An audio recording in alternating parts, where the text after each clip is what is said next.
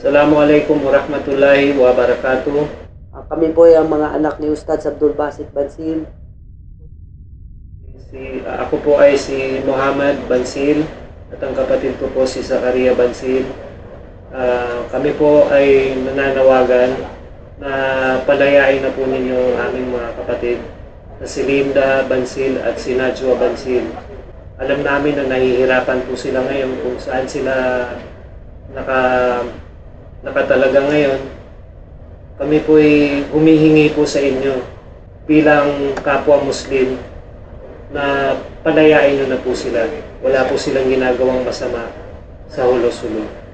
Sila po ay mga advocate ng kapayapaan at kultura po ng Moro sa Mindanao. Sila po ay masisipag na tao at karaniwang tao lang po. Parehas lang po tayong mahihirap. Sana po ay palayain nyo na po sila.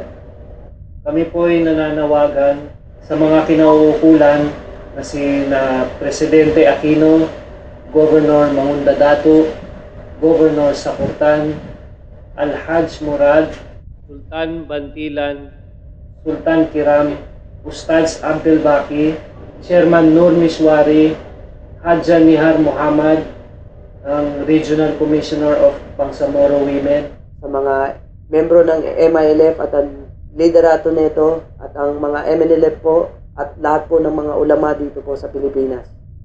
at sa lahat po ng organisasyon na pwede pong tumulong sa amin. Sana po ay maawa po kayo sa aming mga kapatid. Sila po ay babae at sila po ay nasa bundok. Hindi po namin alam kung nakakapagpalit pa ba sila ng damit o nakakakain ba sila ng maayos. Sana po ay maawa kayo at tumulong po na maibalik sila sa lalong madaling panahon.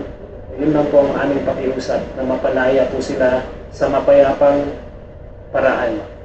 At nananawagan din po kami sa mga dumukot sa aking mga kapatid na palayain nyo na po sila. Ang Allah ay binigyan po kayo ng regalo, lalo na po sa inyong mga magulang. Yun na po ay kayo. Kayo pong mga anak ng inyong mga magulang. Magraramadan na po. Sana po, yun na lang po ang hinihingi namin na regalo na ibigay niyo po ang kapatid namin bago po magramadan. At sabay-sabay po tayo magpuasa. Wassalamualaikum. Bismillahirrahmanirrahim. Alhamdulillahi Rabbil Alamin.